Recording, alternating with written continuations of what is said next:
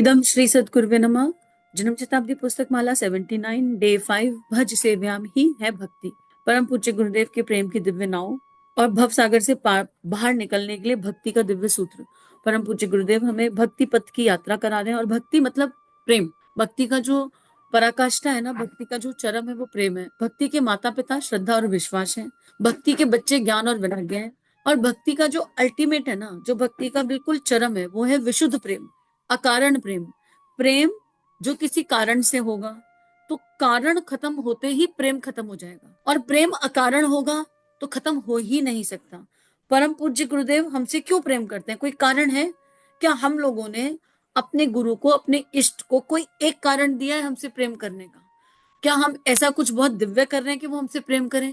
अगर ऐसा है तो हमारे मरते के साथ ही उनका प्रेम खत्म हो जाएगा। मान लो वो प्रेम कारण से कि ये वाला बच्चा मेरा बहुत काम करता है, तो जब ये बच्चा मर जाएगा तो वो काम होना बंद हो जाएगा। वो काम होना बंद हो जाएगा तो क्या गुरु का प्रेम रुक जाएगा? अनंत अनंत जन्म के गुरु, हमारे गुरु कोई एक जन्म के गुरु तो है नहीं, हमारे कई कई जन्मों से हमारे साथ हैं और हम उनके साथ हैं। कुछ भी कह लो, भक्ति में आकर ये भी विलय हो जाता है कि कौन किसके साथ है। कई कई जन्मों से गुरु जी हमारा संरक्षण कर रहे हैं, हमें जीवन जीना सिखा रहे हैं। जब राम थे तो भी हम विरीच वानर के रूप में थे। हम कहाँ थे कहाँ नहीं इसको भी जानने की जरूरत नहीं है, पर थे। जब भगवान श्री कृष्ण आए तब भी साथ में लेकर आए, हम सबको लेकर आए। जब ठाकुर आए तब भी लेकर आए, जब कबीर आए तब भी लेकर आए, जब समर्थ गुरु रामदास आए तब भी आए। गुरुदेव के हर जन्म में हम साथ आए। और ये गुरुदेव के 4 जन्म तो पता है, पर इसके अलावा और कितने जन्म है उनका अंदाजा नहीं, पर हम साथ आए। और अब हम फिर परम पूज्य गुरुदेव के साथ हैं। उनका प्रेम अकारण है, इसलिए वो हर बार हमको अपने साथ लाएंगे। एक माता पिता अपने अपंग बच्चे को भी बहुत प्यार करते हैं। बच्चे को कुछ भी हो जाए, एक चित्र देख रही थी मैं, अचानक से सामने आ गया, एक छोटा सा बच्चा है, पूरे शरीर पर कोड़ जैसे फोड़े फुंसियां, और माँ छाती से लगाए दूध पिला रही है। क्यों?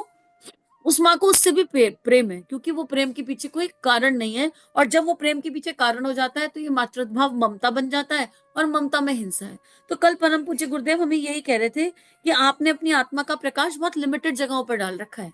इस आत्मा के प्रकाश को एक बार जरा विस्तारित करके डालिए, पंच तत्वों पर डालिए, ईश्वर पर डालिए। देखिए ना, मेरा क्या है उससे प्रेम है। अब मेरा ही इतना संकीर्ण है, मेरे को अपना घर प्रिय है। सोसाइटी में 1000 घर है, ठीक है, लेकिन अपने घर में कोई मिस हैपनिंग हो जाए, कोई मुश्किल आ जाए तो दर्द होगा। बाजू वाला घर पूरा जल जाए तो भी दर्द नहीं होगा।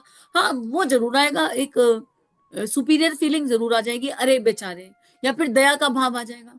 लेकिन वो जो पीड़ा अपनी चीज के लिए होती है, अपना तो एक पेन भी टूट जाए तो पीड़ा होगी। तो कल गुरुदेव वहां पर हमारी कॉपी जांच करवा रहे थे। गुरुदेव कह रहे थे कि आप अंतर में झांक के देखो, और जब आप अंतस में झांक के देखोगे तो आपको समझ में आएगा कि अभी संकीर्ण प्रेम का दायरा है। प्रेम का दायरा बड़ा नहीं है, आत्मा का प्रकाश छोटी चीजों पर, और इसलिए वो आनंद अनुभव नहीं हो रहा। और जो अनुभव हो रहा है वो सुख या दुख अनुभव हो रहा है। और अब इस सुख और दुख से बाहर आना है, इस सुख और दुख से बाहर आना है, क्योंकि जिससे हम प्रेम करते हैं, अभी देह भाव में भी देख लो आप किन किन से प्रेम करते हैं।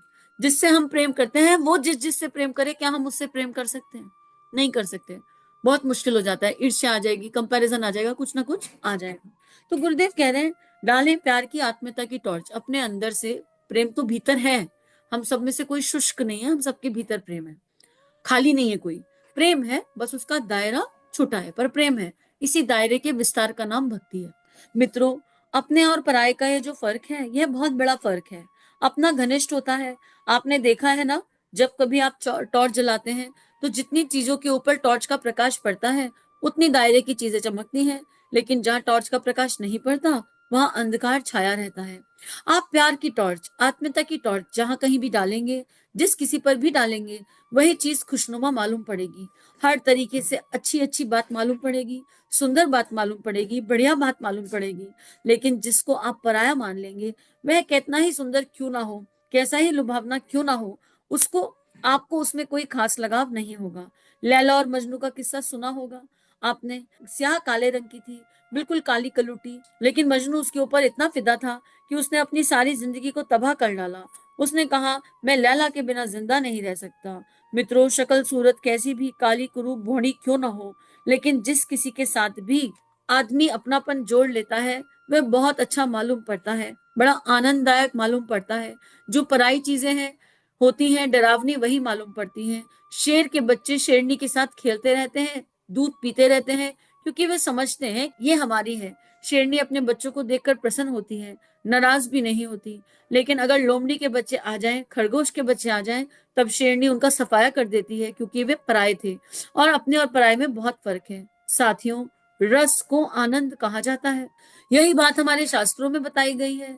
रसो वे स्व, अर्थात भगवान क्या है? रस है। रस किसे कहते हैं? रस आनंद को कहते हैं। आनंद कहाँ है? भगवान में है। देखो, ये एक सेल्फ एक्सप्लेनेटरी पैराग्राफ है, हमें बस अपनी कॉपी जांचते चलना है। और एक बात समझ लेते हैं, एक बात अच्छे से जान लेते हैं, भगवान कोई वस्तु नहीं है, भगवान कोई व्यक्ति नहीं है। भगवान ऐसा नहीं है कि मेरी जागीर है कि मुझे भगवान चाहिए और एक भगवान एक वस्तु बनकर मेरे पास आकर बैठ जाएंगे। भगवान ईश्वर श्रेष्ठ गुणों का समुच्चय है, और ईश्वर एक अनुभव है, अनुभूति है, एहसास है। इसके ये है, और इसके बियॉन्ड कुछ है। लेकिन ईश्वर ऐसा नहीं है कि मुझे ईश्वर मिल जाए, ये सेंटेंस ही अनुचित है। या मैं ईश्वर को प्राप्त कर लूं, किसे प्राप्त कर लोगे? वो अप्राप्य है, कहा जाता है वो अप्राप्य है। कैसे प्राप्त करेंगे? कौन सी फॉर्म में प्राप्त करेंगे? वो त्रिगुणातीतम है, भावारहितम है, जो तीनों गुणों से परे है। उसका कोई आकार कैसे होगा? देह बनती है तो उसमें प्रकृति के 3 गुण होते हैं, सत्य रज तम। अब वो तो त्रिगुणातीतम है, तीनों गुणों से परे। भावातीतम है, वो भाव से पकड़ में आने वाला नहीं है। कौन से भाव से पकड़ के लाएंगे? कैसे पकड़ के लाएंगे? जब गुण ही नहीं है तो भाव पहुंचेंगे कैसे वहां तक? तो त्रिगुणातीतम को, भावातीतम को हम कहते हैं कि हमें अपना बनाना है, भगवान हमारे हैं, या हमको भगवान को प्राप्त करना है। जो कहीं एग्जिस्ट ही नहीं कर रहा, उसे कैसे प्राप्त करेंगे? उसके लिए हमको अपने आप को 3 गुणों से परे ले जाने का अभ्यास करना है। हमको अपने आप को देह के भावों से, देह के जो सुख और दुख हैं, जो क्षणिक, क्योंकि वो भावों से परे है ना, तो हम भी तो दैहिक भाव से परे जाएं। हम भी तो देह के सतरज स्तंभ से परे जाएं थोड़ा सा। हम तो छोटे छोटे अच्छे कर्मों में चिपक जाते हैं। गुणों से परे जाना मतलब, आपने 1 साल तक सुबह लगातार 9 यज्ञ किया, 9 बजे सुबह को, तो 1 साल क्या, 6 महीने बाद आप इस गुण से चिपक जाएंगे। अरे हम तो रोज यज्ञ करते हैं, हम तो नियमित यज्ञ करते हैं। अकर्ता भाव कहाँ है? हम यज्ञ करते हैं, हम तुरंत इससे चिपक जाएंगे। फिर किसी कारणवश अगर आपका यज्ञ छूट जाए तो आधा दिन इसी रोने में निकल जाएगा, भगवान इतना यज्ञ होता था, 1 साल तक यज्ञ हुआ, अब तो ये यज्ञ छूट गया। इसी का दुख इतना हो जाएगा कि इसी की हीन भावता में डूब जाएंगे, इसी की हीनता में चले जाएंगे। तो हमको सब कुछ करना है। मानव देह है, परम पूज्य गुरुदेव साथ हैं, वंदनीय माँ हमारे दिल की आवाज है। तो जैसे आंखों का काम देखना है, और आंखों में कोई तिनका आ जाए तो उलझन होती है ना, परेशानी होती है, बहुत दिक्कत होती है। जब तक तिनका निकल ना जाए तब तक आंख खुजलाते रहेंगे, पानी के छपके डालेंगे, कुछ कुछ कुछ कुछ करते रहेंगे, पर आंखों को उस सुकून तक लेकर आएंगे जहां तिनका ना हो। ऐसे ही, क्योंकि हम सब गुरु के संरक्षण में है, इष्ट के संरक्षण में है, ईश्वर के संरक्षण में है, तो हम सबकी जो बेसिक गुण कर्म स्वभाव की वृत्ति है वो सतोगुण हो गई है। अब हमको सतोगुण अच्छा लगता है। सतोगुण से चिपकाव नहीं, चिपकाव है तो बहुत दिक्कत होगी। सतोगुणी प्रवाह हो गया, जैसे गंगा का प्रवाह एक दिशा में है और वो रह गई। गंगा उल्टी थोड़ी ना बहेगी, एक दिशा में बहेगी। नाक है तो सांस लेगी। ऐसे ही जब ये मानव देह ईश्वर के सानिध्य में आती है, भगवान के सानिध्य में आती है, दैवीय किताबों के सानिध्य में आती है, तो इसका प्रवाह सतोगुणी हो जाता है अपने आप। ये ऑटो पायलट प्रोसेस है।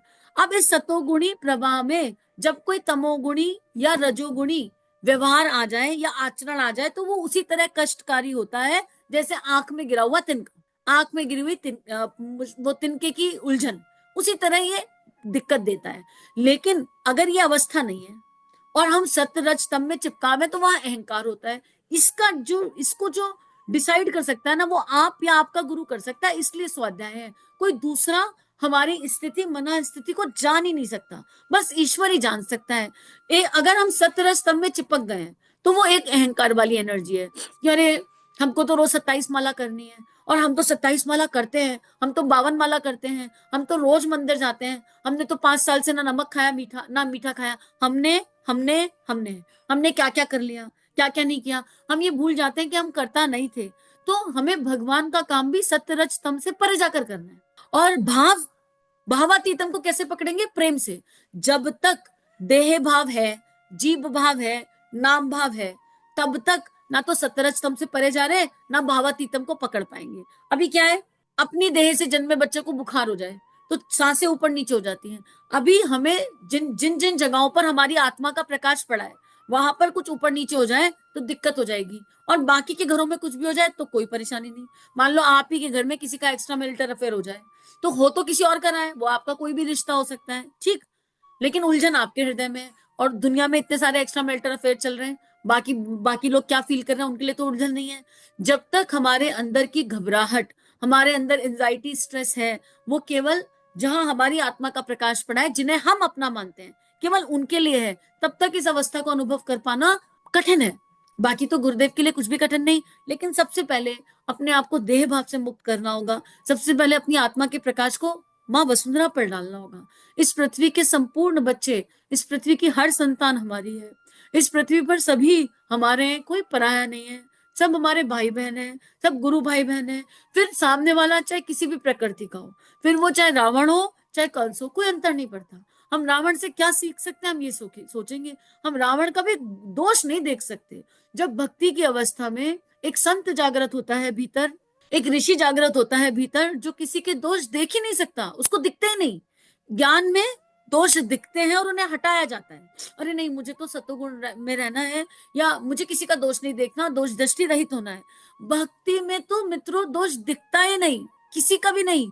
कोई आपके साथ, भगवान बुद्ध के साथ एग्जाम्पल देखा ना, बैठे हैं, कोई कचरा डाल गया उनके सिर पर, वो मुस्कुराते रहते हैं, फिर भी पूरी की पूरे कचरे की बाल्टी डाल दे कोई, मुस्कुराते रहेंगे। उनके तथागतों ने कहा, उनके साथियों ने कहा, तथागत ये क्या हो रहा है, आप मुस्कुरा क्यों रहे हैं, आप, उसने आपके ऊपर कचरा डाला, आप मुस्कुरा रहे हैं। बोले जो जिसके पास है वो वही तो डालेगा। मेरे पास मुस्कुराहट है, ने मुस्कुराहट दे दी, उसके पास कचरा था, उसने कचरा दे दिया। तो मित्रों साथियों, भक्ति में एक क्षण के लिए भी किसी का दोष नहीं दिखेगा। कोई आपके मुंह पर आकर थूक भी जाएगा ना, यकीन करो आपकी आत्मा आहत नहीं होगी, आपको सुख दुख अनुभव नहीं होगा, आपकी मन स्थिति स्थिर रहेगी, आपके मन में राग द्वेष नहीं आएगा। आप बस ये कहेंगे, हे प्रभु, और वो भी अगर भगवान चाहेंगे तो अंदर से निकल जाएगा, क्योंकि भक्त और भगवान एक, नाम और नामी एक। तो अगर वो प्रार्थना निकल गई तो भगवान कर रहे देह से, ऐसा वाला हो जाएगा। हे प्रभु, जो सद्बुद्धि, जो प्रेम आपने हमें अनुभव कराया, वो इस आत्मा को भी कराओ। आपके मन में उस आत्मा के प्रति इतना प्रेम होगा, इतना प्रेम होगा। यहाँ पर अन्याय सहने के लिए नहीं कहा जा रहा, पर ये एक अवस्था है, और यही भक्ति काली भी बन जाती है आवश्यकता होने पर।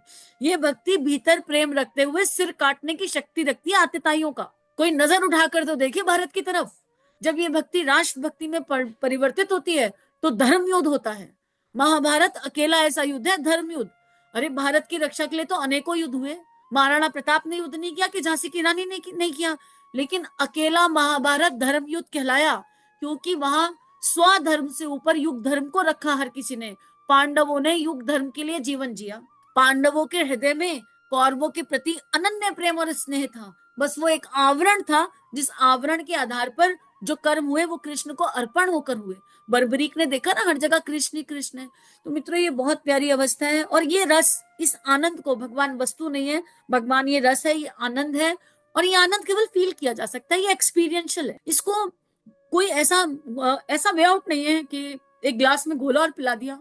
परम पूज्य गुरुदेव ने तो 3200 किताबों में घोल कर पिलाया है। हम इन किताबों को अच्छे से घोट ले अंदर, तो भी हम इस आनंद को गुरु कृपा से, शरणागति से थोड़ा बहुत जी सकते हैं।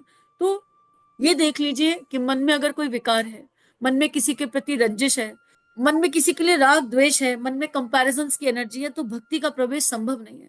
भक्ति के मूल में श्रद्धा विश्वास गुरु के प्रति, और भक्ति के बच्चे ज्ञान और वैराग्य, और ये चारों, ये पांचों गुण जहां आने लगते हैं, वहां ये प्रेम रस, इस प्रेम रस का जन्म होता है, और फिर ये प्रेम अकारण होता है। तो जैसे गुरुदेव माँ हमें अकारण प्रेम करते हैं, ऐसे ही चलिए हम भी अकारण प्रेम की इस यात्रा पर चलें, नित्य शुद्ध बुद्ध इस प्रेम की यात्रा पर गुरु सानिध्य में चलें। सभी को परम पूज्य गुरुदेव वंदनीय माँ का अनन्य प्रेम, सारी देव शक्तियों का अनन्य प्रेम। हम सभी एक दूसरे का हाथ कसकर पकड़ लें। हम सभी, मतलब हम सभी, जहां तक भी ये जा रहा है, जितने भी लोग इसे सुन रहे हैं, नहीं जानती कितने सुनेंगे, पर कोई है जो जानता है, वो जो ये करवा रहा है वो जानता है। नहीं जानती कितने करोड़ों तक जाएगा, लेकिन ये जानती हूँ कि जो करा रहा है वो करोड़ों के लिए करा रहा है। तो हम सब, अगर हम सब करोड़ एक साथ हो जाए, एक दूसरे का कसकर हाथ पकड़ लें, एक दूसरे के दोषों को देखना बंद कर दें, एक दूसरे के गुणों पर चिंतन करें, और एक साथ हरि नाम लें, और ये जान लें कि हरि कथा कथा, बाकी सब व्यथा, हरि नाम एव केवलम, यही है जीवन का एकमात्र सत्य। और फिर कृष्ण बन जाएगा सखा।